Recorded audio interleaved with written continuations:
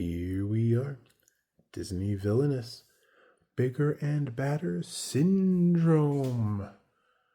We're gonna make everybody special, so no one can be special. Syndrome, the whole thing has to do with the Omnidroids. They are being used to take out heroes. We don't have any in play yet, but as you can see, it is a special setup. You start with version 8 at Syndrome's Lair. Now that we're talking about locations, let's get into the locations. Starting with Paw Residence, No Medicine Island, Syndrome's Lair, and downtown Metroville. Now that we know all about the locations, let's take a look at the heroes. Heroes consist of Jack Jack, Dash, Violet, Frozone, Elastigirl, and Mr. Incredible. The Park family and Frozone are the heroes you'll have to defeat to upgrade your Omnidroid. As an example, if we have Jack Jack in play at Syndrome's Lair, use a Vanquish action and you can take out Jack Jack. Jack Jack goes to discard, and so does version 8. Now, when version 8, as you can't see, but he is a different thickness of card. So when he gets discarded, he has an ability that you have to shuffle the discard pile back into your deck. For your walkthrough, that's obviously not a thing. But now you might be asking, how do you get version 9 into play? That's where we have to start talking about major modifications. There are 4 of them. Now you do not need them at each location, they can be anywhere. Now, on your turn, you can, without needing to play a card or discard a card, you get rid of 1, and that's going to bring version 9 into play. Versions 8 and 9 get played to Syndrome's Lair. When you reach version 10, it gets played to downtown Metroville. But when you have 9 in play, you need to be able to defeat somebody.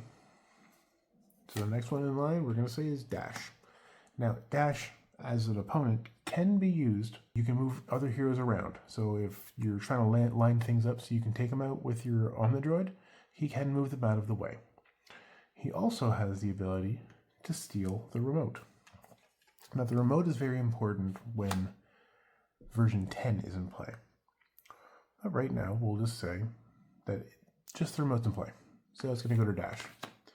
So you would need to have Dash taken care of to get that back. Just like with Abu and Aladdin in Jafar's realm. So you find the Vanquish action, you use 9. When version 9 gets taken out of play, you then have to find the remote and put it into your hand. So as a player, maybe don't put it into play early. But Dash is taken care of. So now that it's in your hand, you have 3 more major modifications in play. You're going to discard all 3 of them to play the Omnidroid. Now, when the remote is not in play, the Omnidroid gets played to your side. But when you put the remote in play, it becomes a hero. So you have to go over to the location of the remote to activate it. Now, the remote has to be at the same location as version 10. So let's say it was moved over. You activate the remote. Syndrome has to be at this location to activate it, and it will destroy number 10. Now number 10 gets flipped over. And you would win. But if there's a hero in play, you do not win. With the heroes in play, you'll need all of your allies. You can have guards. You can have Velocipod Patrol. You can have security. All of these will help you, and there's always doubles of each of them to be able to assist you. With that, you can also have Mirage in play. Now, early game, you're going to need Mirage. When Mirage comes into play, you reveal cards from the top of Syndrome's Fate deck until you find a hero. Then that hero is put to Mirage's location. Discard the rest. Now, as you saw, you need to be able to take out heroes with the Omnidroids to move further ahead. So that makes perfect sense. But that is the only card of the allies or effects that can be used to get heroes into play. So your opponents can actually work towards making sure you don't get to have heroes in play, stalling you out. But that's why they're condition cards, such as 15 years later. During their turn, if another player gains any power, you may play this card to reveal fate cards until you reveal a hero. Play that hero to any location in your realm, discard the rest. You can also use Bioprobe during their turn. If another player defeats a hero, you may play Bioprobe. Defeat a hero of equal or lesser strength than the one defeated by the opponent. So if a character is defeated on another board that has a strength of 3, you can get rid of Frozone. Another condition card is Not a Sidekick. During their turn, if another player discards 1 or more cards, you may play Not a Sidekick. Draw cards from your villain deck equal to the number of cards your opponent discarded. So it's a quick way to go through your deck. And lastly, for the condition cards, there's Who's Super Now? During their turn, if another player makes a play a card action, which most opponents will do, you may play this to gain power equal to the number of the cost of the card played by your opponent. So if they play a 4 character or item or effect, you can then play that as a condition and gain that much power. Now I'm going to try to figure out how to use the condition cards in solo play. I was suggested, as the player, just do the actions that they're specifying to use the condition. I'll give it a try on this one because there's not a lot of way for me to make sure I have heroes in play. But when I do have heroes in play, I can lower their strength by using Containment Unit. I lower their strength by the number of their strength. So if they're a 5 strength, I lower it by 5. If they're a 1 strength, I lower it by 1. If you need to move your Omnidroids around, or your allies, you can play Identification Please. Move an ally or Omnidroid to any location with a hero. That way you can make sure you're at the right location to take care of the heroes. You can also keep items in play, such as 0 Point Energy. When 0 Point Energy is played, attach it to a hero.